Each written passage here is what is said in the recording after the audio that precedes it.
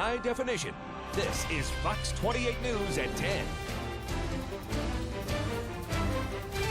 It's money, and yeah, it's just tough. It's just tough.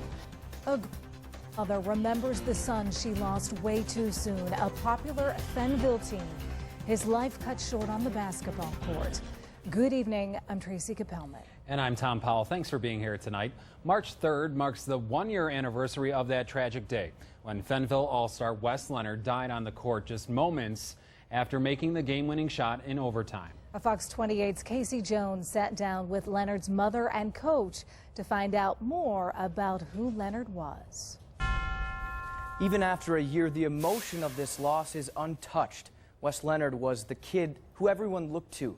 The 16-year-old was a leader in his community, and that day, March 3rd, brought Fenville to the highest of highs, then the lowest of lows.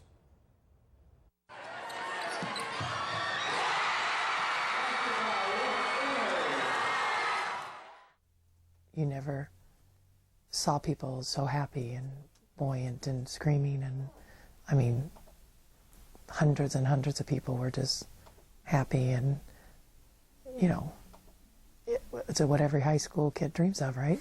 The winning shot. So, yeah, I don't know. I have a lot of mixed feelings when I look at that picture.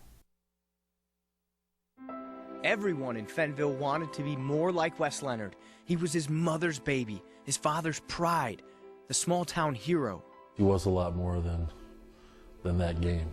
He played through broken elbows, you know, dislocated shoulders. The legacy is what type of kid he was, how he lived. He would do it. I mean, he would, you know, he would do everything just to play.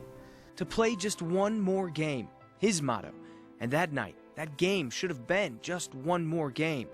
But in an instant, it became timeless. I remember on March 3rd, before the bad stuff happened, was how happy he looked.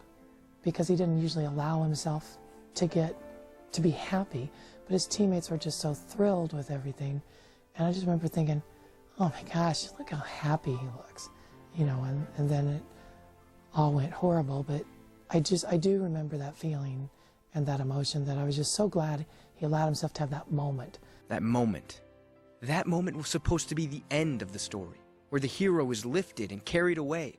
But that moment will be forever marked with tragedy. You know, those words like destiny and legacy, I kept getting them mixed up, and I cried and cried for the first couple months that this was his destiny. I you know, carried him, I raised him, I cried over him, I disciplined him and felt guilty about it, and you know, all this, and his destiny was to die like this, so young. You know, every day I wonder why, and you try to put the idea in your head that it's, you know, that God does something like this for the betterment of all of us. It's been a year, but still, the wounds are raw. Leonard's mother has started a team in his honor, the Wes Leonard Heart Team, educating others of the importance of an automatic defibrillator. Do I like doing this? It's not what I wanted to be doing at all. But I don't think you watch your son die and not do anything about it. I mean, what kind of person are you if you don't do anything? You know, if we had an AED that night, you know, there's a great chance that he's still with us today. People will always remember that shot, frozen in time. But Wes Leonard was so much more than just that shot. His legacy, greater even than his death. He's still leading, still winning. He's still the hero of Fenville. I take it back. I just know I remember Xavier saying once in an interview, I'd give up everything to have him back.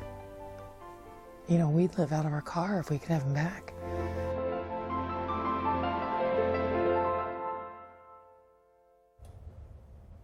And you can tell that that community is really, they're going to let the legacy of Wes Leonard live forever. That's for sure. And Casey, you were in that gym last year. You shot, you know, that shot.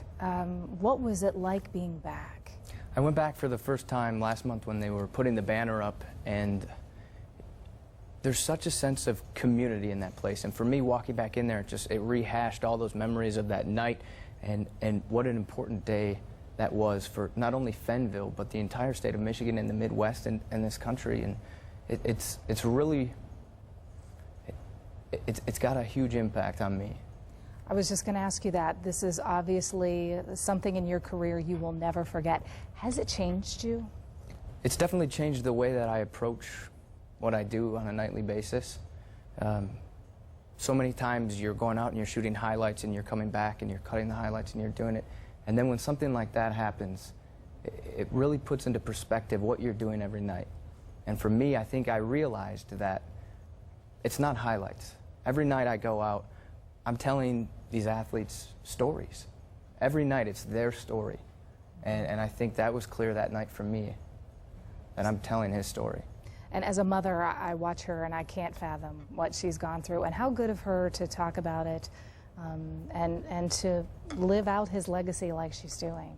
It's definitely, I mean, you can tell that emotion is still raw. Absolutely. And it's extremely difficult to talk about, but for her, she feels the only way to bring awareness to everyone is to talk about what they did wrong, so that hopefully this won't happen again.